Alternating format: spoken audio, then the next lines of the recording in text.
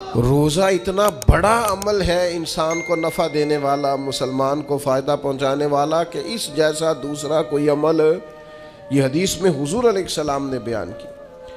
اب روزہ اتنی بڑی سعادت ہے، اور کرنا کیا ہے؟ اللہ کے حکم سے کھانا پینا ہے۔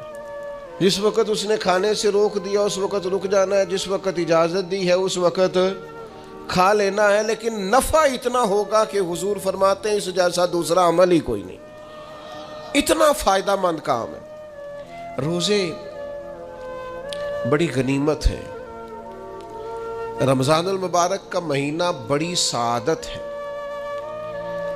آپ اندازہ فرمائیے کہ نبی پاک علیہ السلام نے حضرت سلمان فارسی رضی اللہ تعالیٰ عنہ فرماتے ہیں رمضان سے ایک دن پہلے خطبہ دیا تھا باقاعدہ، اور ہمیں حضور نے رمضان کی عظمتوں سے آگاہ کیا تھا۔ رمضان المبارک سعادت افروز گھڑیاں ہوتی ہیں، اس کا لمحہ لمحہ برکت ہوتا ہے، اس کی ایک ایک ساتھ خدا کا انعام لے کے آتی ہے۔ رمضان المبارک کی ایک ایک گھڑی بخشش، مغفرت، اللہ کی عطا، اللہ کا کرم، اللہ تبارک و تعالیٰ کی رحمتوں سے بھرپور ہوتی، ایسے جیسے چاروں جانب خدا کی رحمت کا می برس رہا ہوتا ہے۔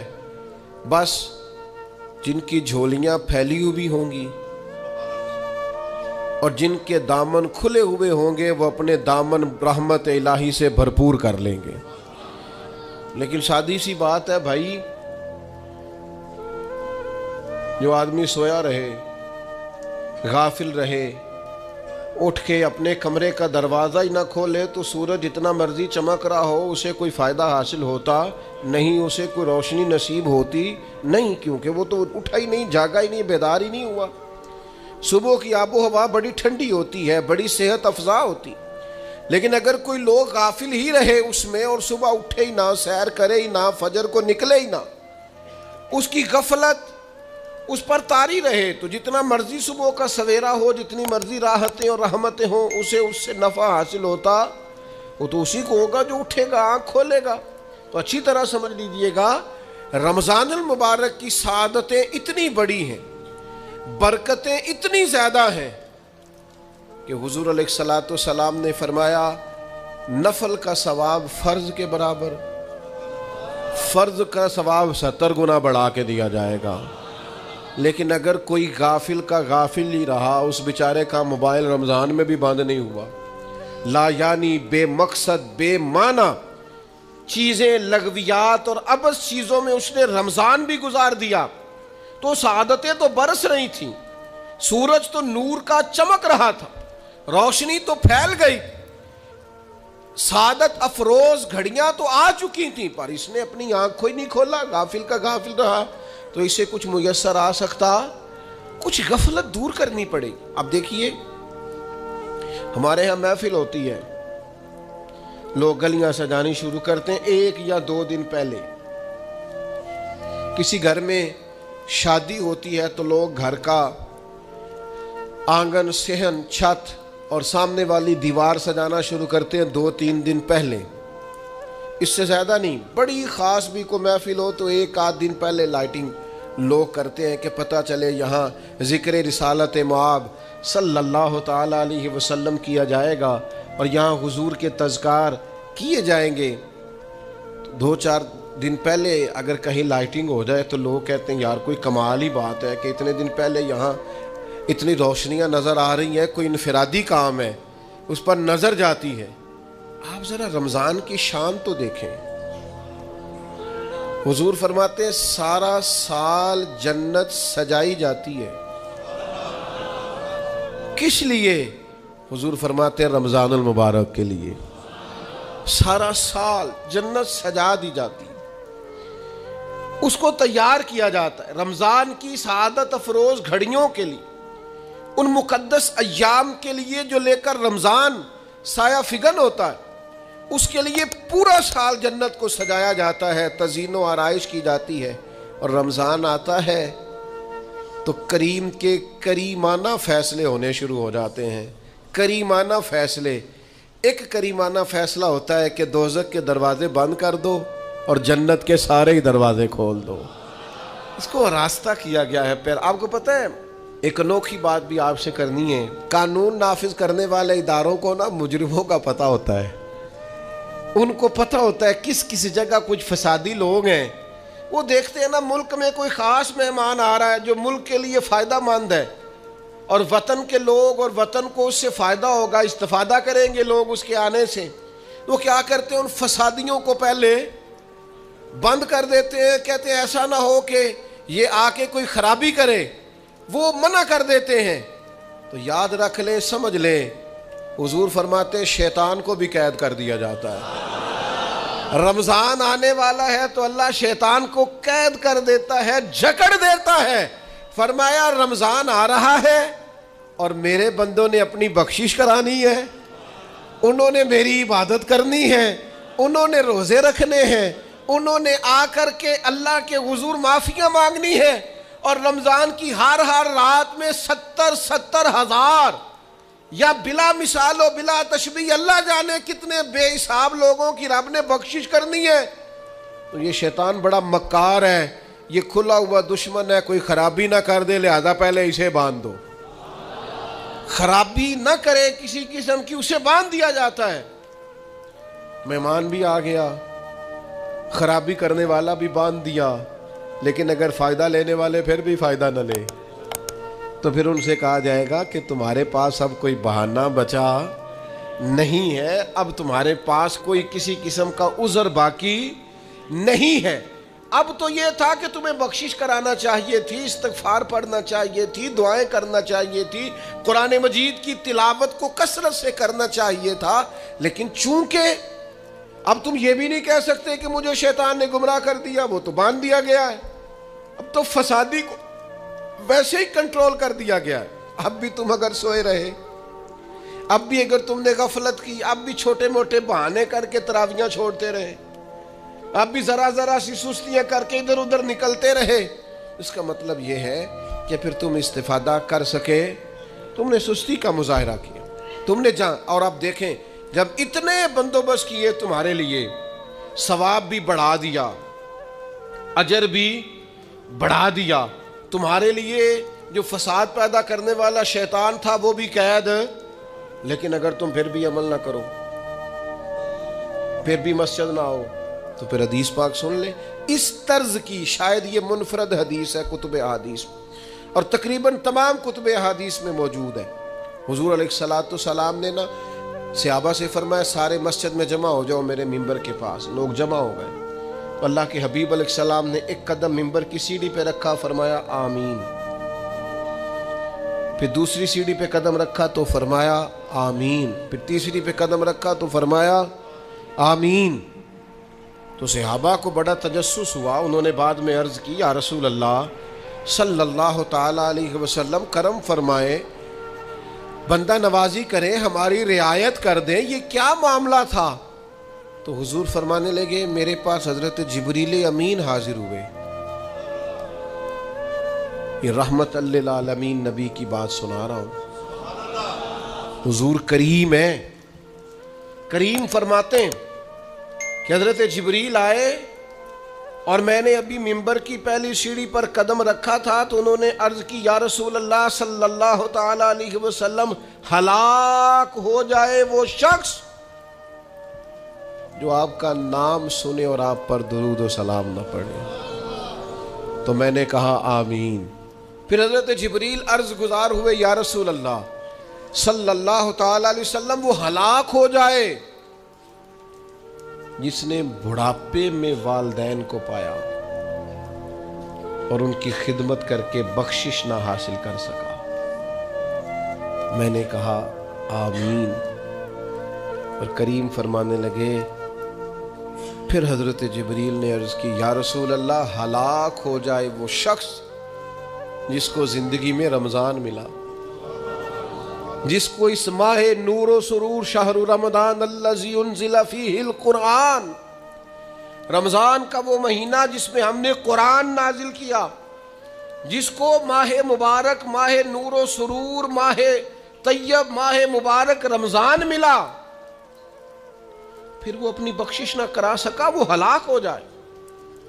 تو حضور فرماتے میں نے بھی کہا آمین۔ اللہ تعالی ہم سب کو محفوظ فرمائے۔ میں عرض کر چکا ہوں کہ جب ثواب بھی بڑھا دیا گیا اور جب طاقت بھی بڑھا دی گئی عبادت کی اور جب برکتیں بھی زیادہ ہو گئیں، نعمتیں بھی زیادہ ہو گئیں، رکاوٹ ڈالنے والا، رخنا ڈالنے والا شیطان بھی قید کر دیا گیا، تو اب بھی کوئی شخص اگر توجہ ہی نہ کرے، رجوع ہی نہ کرے، تو پھر اس کے لیے یہ حکم آیا کہ وہ ہلاک ہو جائے، پھر وہ برباد ہو جائے۔ جب اتنی سعادتیں موجود ہیں، اتنے بندوبست کیے گئے ہیں، جنت کو سجایا گیا ہے، رمضان شریف میں 2-4 کام ضرور کرنے۔ ایک تو روزہ رکھنا ہے۔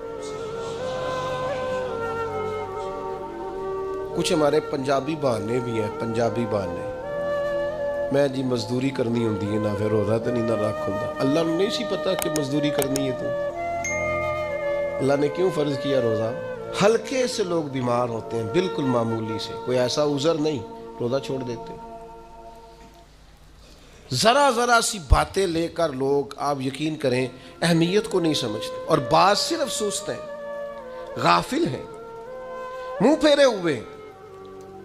اگر یہ ایک حدیث سمجھ میں آ جائے نا، ترغیب و ترہیب میں اور دیگر کتب حدیث میں بھی موجود ہے، حضور نے فرمایا جس نے رمضان کا ایک روزہ چھوڑ دیا، زندگی بھر بھی روزے رکھے، وہ فضیلت نہیں پا سکتا جو رمضان کا روزہ سے فضیلت اسے ملنی تھی۔ اتنی بڑی بات ہے، آپ اس کو سمجھ لیں، اتنے سعادت افروز روزے ہیں رمضان کے۔ تو کوشش کریں، اپنے آپ کو مینج کریں، مینٹین کریں چیزوں کو، اپنی صحت کا خیال کریں۔ میں تو دوستوں سے کہا کرتا ہوں، رمضان سے پہلے جو ایام ہے، پہلے سے بڑھ کر اپنی طبیعت کا خیال رکھیں، تاکہ رمضان میں کوئی کسی قسم کی طبیعت میں بھی کمزوری پیدا نہ ہو، اور صحیح صحت مندی کے ساتھ انسان رمضان شریف کے روزے گزار سکے۔ دوسری بات ہے، رمضان میں خوب قرآن مجید پڑھنا۔ شہر رمضان الذی انزل فیہ القرآن، رمضان ہی کا تو وہ مہینہ جس میں قرآن نازل کیا گیا۔ نبی کریم صلی اللہ تعالیٰ علیہ وسلم رمضان المبارک میں حضرت جبریل امین علیہ السلام کے ساتھ قرآن مجید کا دور فرمایا کرتے۔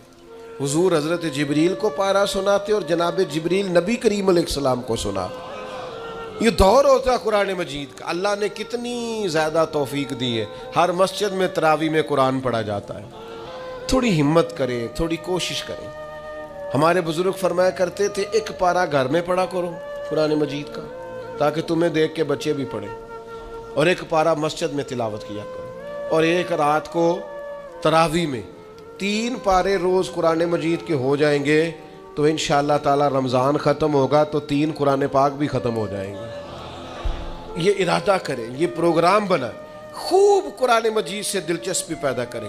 تیسرا کام رمضان میں جو کرنے والا وہ ہے کثرت سے استغفار۔ کچھ غلطیاں نا ہم کرنا نہیں چاہتے، ہم سے ہو جاتی ہیں۔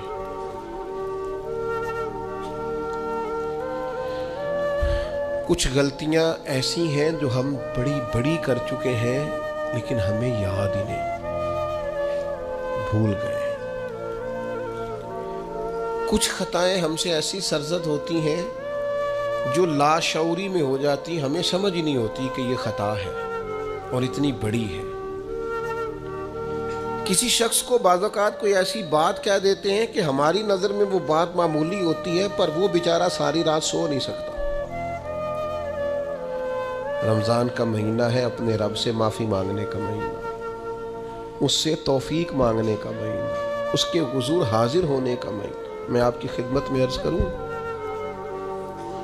حضرت عائشہ صدیقہ فرماتی ہیں، نبی پاک نے فرمایا صلی اللہ تعالی علیہ وسلم، جس سے اللہ نے قیامت والے دن حساب پوچھ لیا نا، اس کے لیے مشکل ہو جائے گا۔ حساب بھئی یسیرہ یہ ہے کہ وہ مہربانی فرمائے اور فیصلہ جب کرے تو کرے ہی درگزر والا، فرمائے جا تجھے معاف کیا۔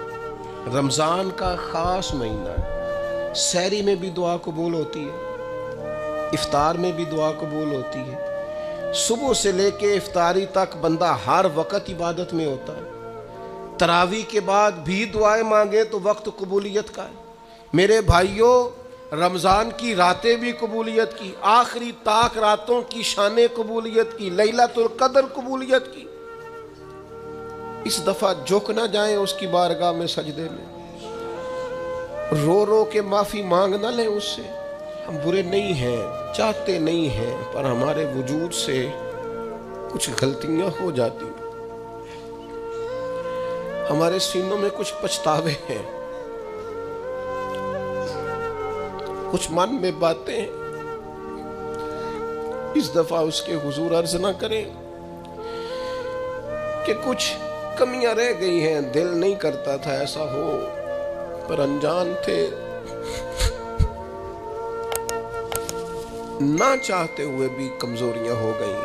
رمضان آ رہا ہے، بڑا گولڈن چانس ہے، بڑا خوبصورت موقع۔ بھائیو، رمضان کی ہر سحری کے بعد رب سے معافی مانگیں۔ آپ کو پتہ ہے اتنی بڑی امت مسلمہ لیکن ہر گلی میں کمزور ہے، ہر جگہ رسوائیاں ہمارے ساتھ چمٹی ہوئی ہیں۔ ہم چاہ کے بھی اپنے بھائیوں کی مدد نہیں کر سکتے۔ میرے پاس ایسے ایسے جوان آتے ہیں جو کہتے ہیں ہمیں بتائیں نا ہم فلسطین کے لیے کیا کر سکتے ہیں، ہمیں بتائیں نا۔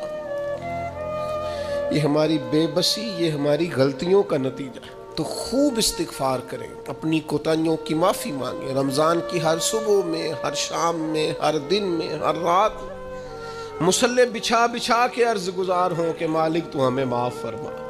اور میں آپ سے ایک اور بات بھی عرض کروں، شیخ ابو الحسن کو میں پڑھ رہا تھا تو روتے جا رہے تھے، روتے ہی جا رہے تھے، روتے ہی جا رہے تھے۔ ایک شام ان کے کچھ لوگوں نے ان سے کہا کہ حضور اس قدر زیادہ آہوزاری، تو فرمانے لگے میری بس اتنی خواہش ہے کہ جب میں اپنے رب سے ملوں نا تو میرا رب مجھے ناراض نہ ملے۔ تو میں ہر وقت اس لیے تڑپتا ہوں کہ میرے اندر جو کوتاہیاں مجھ سے ہو گئی ہیں، میرا مالک وہ مجھے معاف کر دے۔ ہم نے کوشش کی ہے زندگی میں ماں باپ کی خدمت کرنے کی، لیکن نہیں، ہم سے ان کے حق ادا نہیں ہو سکے۔ کوشش کی ہے بہن بھائیوں پر توجہ دینے کی، لیکن حق ادا نہیں ہو سکے۔ چاہیے تھا اولاد کی تربیت بڑی شاندار کرتے، لیکن سہولتیں کچھ زیادہ دے بیٹھے، لاڈ پیار کچھ زیادہ کر سکے، ان کی تربیت کا بھی صحیح حق ادا۔ اللہ نے عزتیں زیادہ دی تھی، جواب میں ہماری خدمتیں تھوڑی۔ ہم اپنے رب کی بارگاہ کی حاضریوں کے بھی حق ادا نہیں کر سکے۔ اس نے ہمیں نوازا زیادہ ہے، ہمارا شکر کم ہے۔ ہم اس کا حق ادا کرنے کا کام یہ ہے میرے بھائیوں کہ رمضان میں خوب استغفار کریں۔ ہم سے جو کمیاں رہ گئی ہیں اس پورے ماہ مبارک میں، اپنے مالک سے عرض کریں کہ مالک اس ماہ مبارک میں جنہیں تو معاف کرنے والا ہے ان میں ہمارے بھی نام شامل فرما، ہمارے بھی نام شامل فرما۔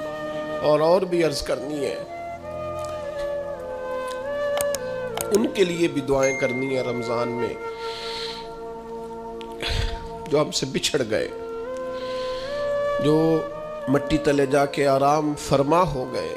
یہ رمضان المبارک چونکہ بخشش مانگنے کا مہینہ ہے، اللہ کے حضور معافی مانگے ان کے لیے بھی، ہمارے اپنوں کے لیے، ماں باپ کے لیے، عزیز و اقربا کے لیے، کہ اللہ کریم ان کی قبروں کو بھی ٹھنڈا کرے، ان کے حال پہ بھی رحمت کی نظر کرے، ان کے لیے بھی مالک آسانیاں کرے۔ خوب دعائیں مانگے رمضان میں، خوب دعائیں۔